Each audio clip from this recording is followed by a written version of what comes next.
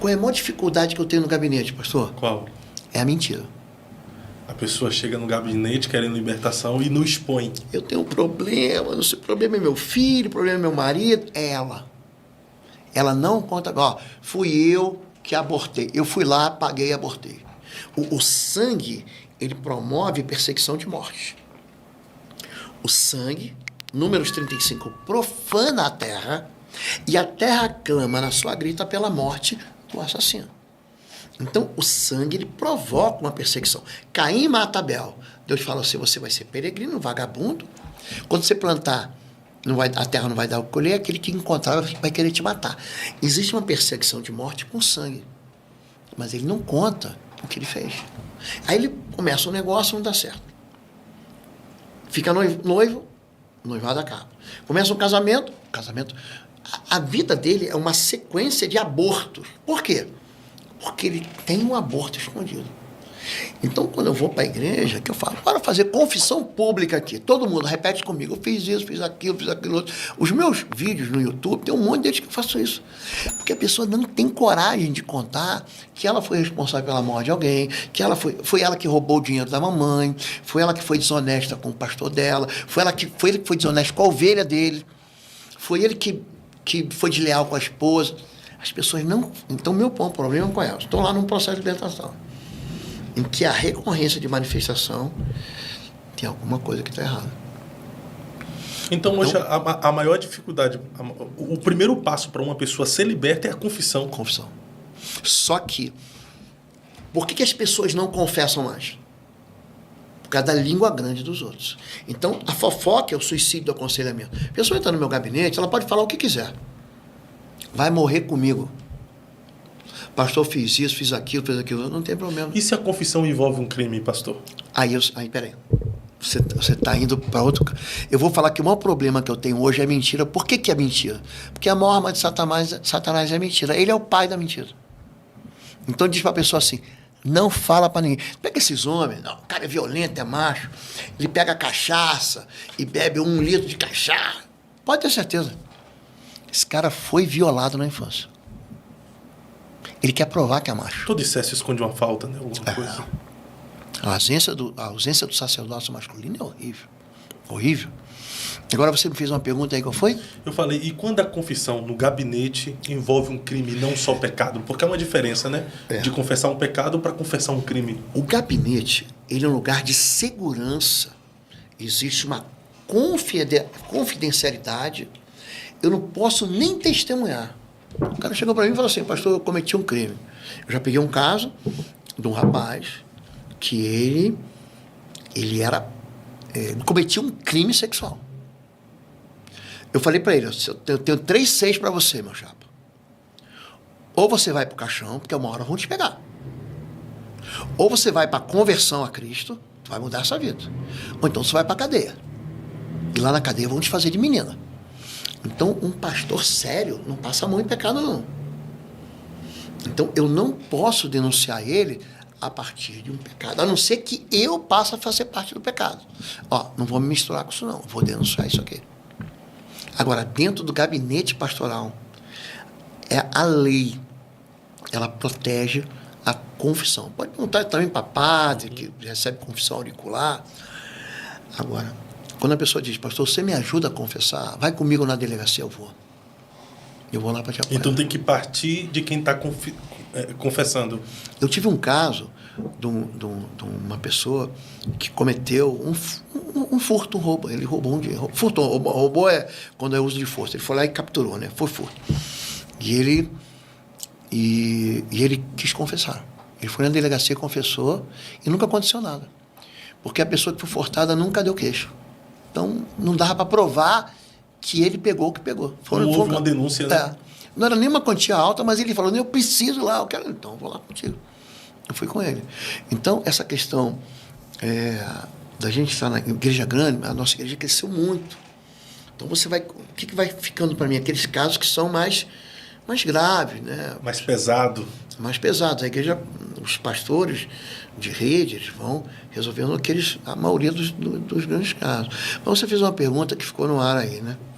Crente fica endemoniado? Essa pergunta é muito boa e até bom para...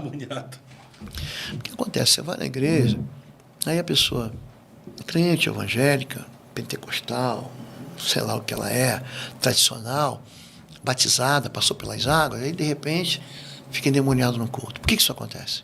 Por quê? Depois do novo nascimento e tudo, Isso é interessante. É possível ficar endemoniado? O que acontece é o seguinte, essa pergunta é uma pergunta que não tem sentido. A pessoa não fica não possessa ou possessa, ela não fica livre ou não porque ela aceitou Jesus. Não é isso. A gente pega alguns conselhos da Bíblia, né? 2 Coríntios 5,17, quem está em Cristo, nova criatura é, as coisas velhas ficaram para trás, e que tudo se fez novo. Do que 2 Coríntios 5 está falando? Ele está falando do judeu e do grego. Um tem a lei, um tem a sabedoria, um tem Moisés, outro tem Aristóteles, Sócrates, Platão. O que Paulo está dizendo ali para aquela igreja, que é uma igreja em Corinto? Estive lá em Corinto no passado, lugar lindo, lindo. Estive lá em Acrocorinto, né? A Acrópole de Corinto. Fiquei um dia inteiro pregando, preguei o dia inteiro, 1º e 2 Coríntios lá. Um time estava comigo lá.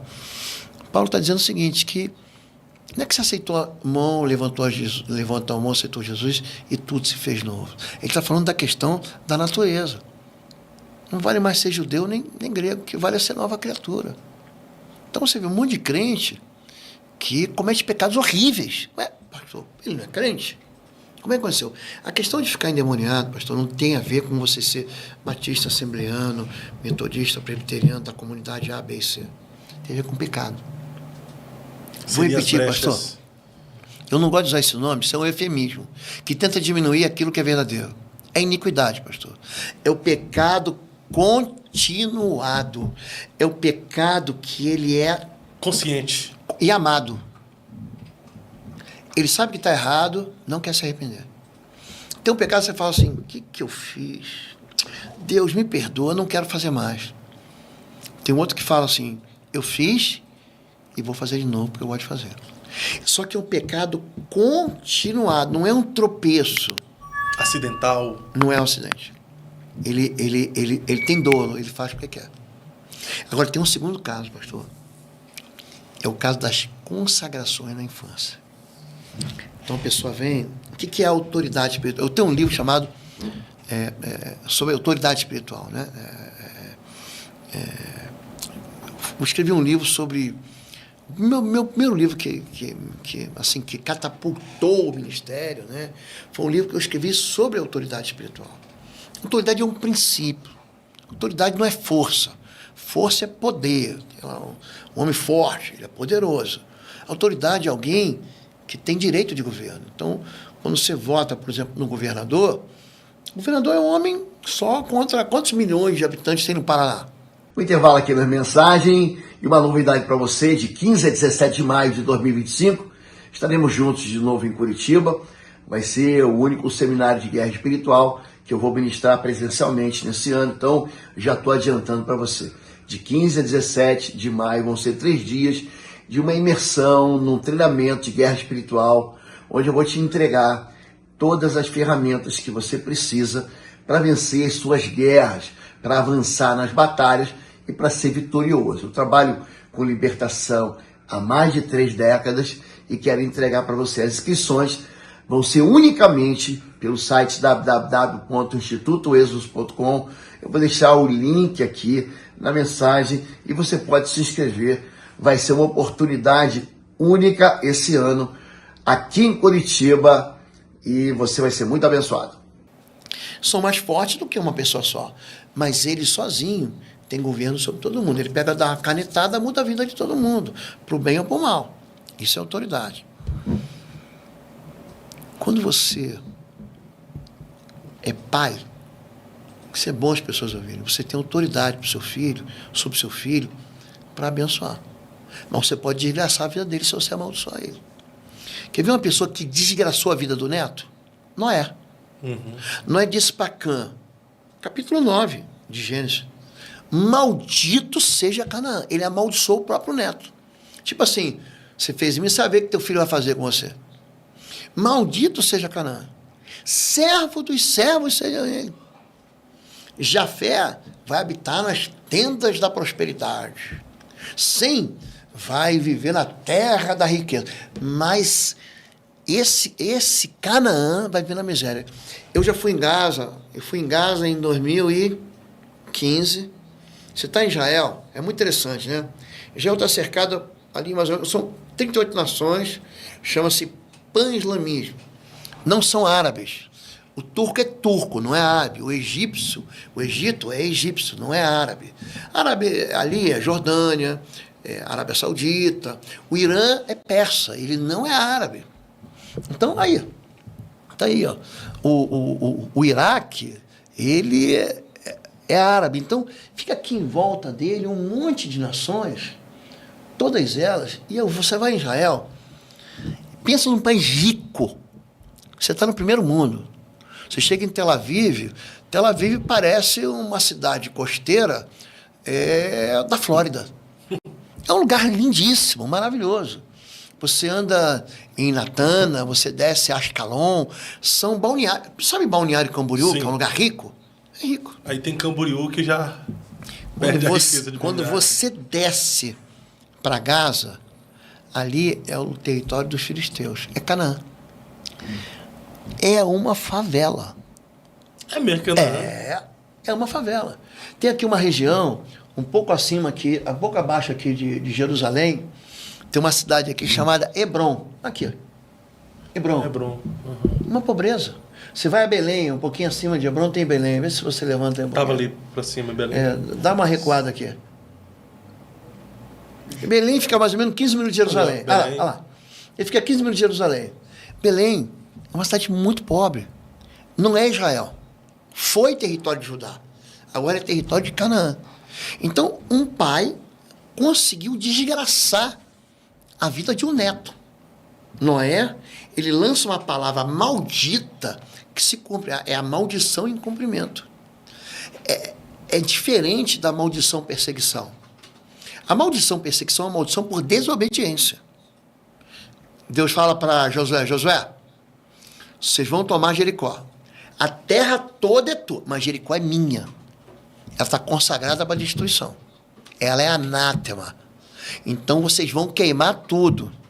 Aí tem um espertalhão no meio do povo, Acã, vê lá uma capa babilônica, bonita, vê lá uma prata, ele pega para si.